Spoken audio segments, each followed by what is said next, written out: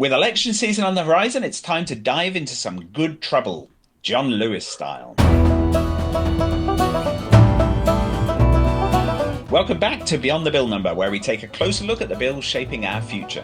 Today's episode is all about the John Lewis Voting Rights Advancement Act, a bill that's aiming to reshape how we protect voting rights in the US. Sarah, are you ready to dig into this one? I'm always ready to talk about good trouble. Let's do it. Okay, great. So, first off, for those who may not know, who exactly was John Lewis and why is this bill named after him? Yeah, so John Lewis was a giant in the civil rights movement. He was known for getting into what he called good trouble, which is, his way of saying that sometimes you need to stir things up to push for justice. And he played a major role in events like the Freedom Rides, which were bus rides all across the segregated South, the March on Washington, and of course, Bloody Sunday in Selma, Alabama, where he literally shed blood for voting rights. Yeah, I've heard about that one. So what was the significance of the march? So on March 7th, 1965, Lewis led over 600 peaceful protesters across the Edmund Pettus Bridge, and they were advocating for voting rights. And they were met with some pretty brutal violence from state troopers. And the images from that day helped galvanize support for the Voting Rights Act of 1965. So you can see why it's fitting that a new voting rights bill is named in his honor. Absolutely. So the John Lewis Voting Rights Advancement Act, as I understand it, was introduced to counteract two big Supreme Court rulings, right? So you had Shelby County versus Holder and Brnovich versus DNC, if I'm pronouncing that correctly. So what's the deal with those particular cases? Yeah, exactly. In Shelby County versus Holder, that was a 2013 case, and the court basically gutted this preclearance provision of the Voting Rights Act. And preclearance, if you don't know what that means, is kind of meant that certain states, especially those with histories of racial discrimination and voting, had to get federal approval before changing any of the voting laws within their states. And once that was tossed out, it became really easy for states to pass laws that could restrict voting compared to what they would have to go through before. Absolutely. And Brnovich versus DNC? Yeah, so that case came down in 2021, and that was another pretty big blow to voting rights. So the court upheld Arizona laws that disqualified ballots that were cast in the wrong precinct and banned third-party collection of mail-in ballots, which is something that can be known as ballot harvesting. And these laws really disproportionately affected minority voters. But the court ruled that they didn't impose a significant burden. And spoiler alert, a lot of people disagreed. And the reality in Arizona is that where you should be voting changes a lot. The precincts change locations a lot. The lines are redrawn. If you're on this side of the street, you should go there. If you're on that side of the street, you should go somewhere else. And that can be made better if people can help you collect your ballots and those kinds of things. But then, that ballot harvesting provision kind of, made the first part even worse because you're just kind of feeding into that issue and it's becoming a loop of disenfranchisement. Absolutely.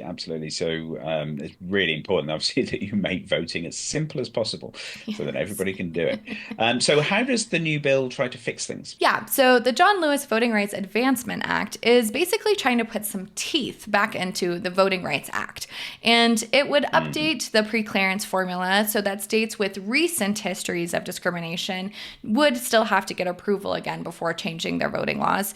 It's like, you want to change your voter ID laws, let's just make sure you're not doing anything to suppress the vote. And does it also address things like gerrymandering? Yeah, exactly. So the bill would make it easier to challenge things like gerrymandering, which is a huge issue all across the nation, and other practices that dilute minority votes. Plus, it can help protect election workers who have been facing increased threats over the last few years. And it's a pretty comprehensive approach to tackling our modern voter suppression tactics and a lot of kind of the drama that we're seeing around voting. Okay, so it sounds like certainly a step in the right direction there. So one thing that really struck me was how the bill also looks at this vote dilution and retrogression. Can you explain a little bit what that means? Vote dilution happens when district lines are drawn in a way that weakens the voting power of minority communities. So you can kind of think of gerrymandering here. And it's where we can can strategically draw a line so people's power has less power depending on who is in power. And this is something that the right gets a lot of flack for, but it also happens on the left. So it is not a single party issue by any means. And retrogression refers to changes that are made to make it harder to vote than it was before. So this bill aims at preventing any kind of backsliding of the advancements that we have made to make voting easier. So if a state tries to, roll back voting access, they can be taken to court. Okay, great. So let's talk about the impact then. If this bill does pass, how would it change the current landscape of voting rights? So if it passes, and that's a big if, they've been proposing it for years. Actually, John Lewis was trying to pass something very similar to this before he passed away. So it could be a huge game changer, kind of much like the first Voting Rights Act. And restoring the preclearance laws alone would force states with histories of voter suppression to kind of think twice before enacting any of these new laws. And the bill's provisions for easier legal challenges would also empower citizens and organizations to fight back against a lot of the discriminatory voting practices that we've seen becoming ever more present in the legislature as the years go on. And it would also be a massive safeguard against this voter suppression that we're seeing, especially in these marginalized communities. Okay, but as you mentioned, the bill's been proposed in various forms before, and it hasn't passed yet. So I can't believe I'm actually asking this question, knowing how Congress works. But why is it so difficult to get it through Congress? That is the $1,000,000 question. And as most things, a lot of it comes down to partisanship. And voting rights have become a really hot button issue. And, we've been talking about it. You've probably seen it all over the news.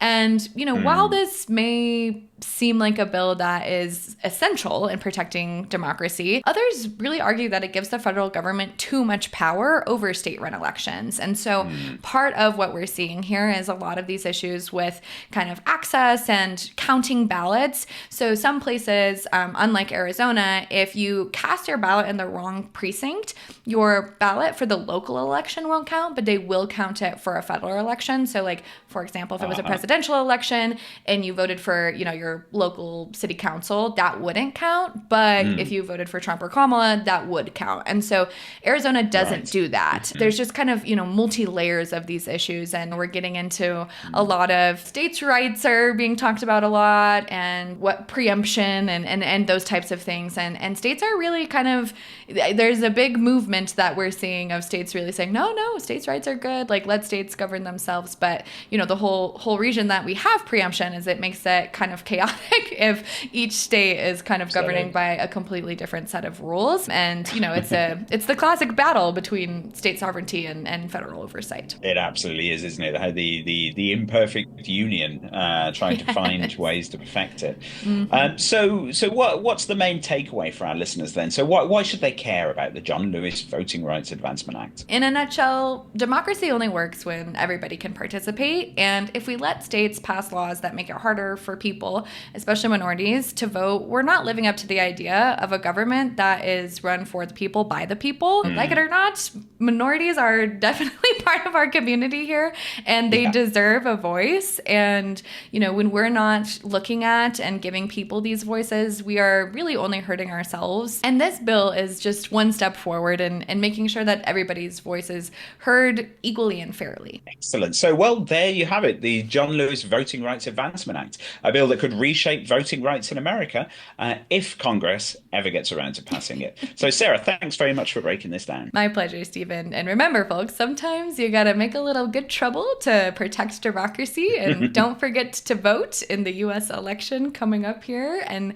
just a few weeks. If you need help looking up your local state voting precincts, places, or how to do it, you can definitely Google it, and it is very easy to find. So make sure you're registered and get out and vote. Absolutely. That's the best way to end this. Get out and vote. So that's it for this episode of Beyond the Bill Number. Stay tuned for more legislative deep dives, and keep pushing for change and keep making that good trouble. If you have something you'd like to cover, comments below. Thanks, everyone.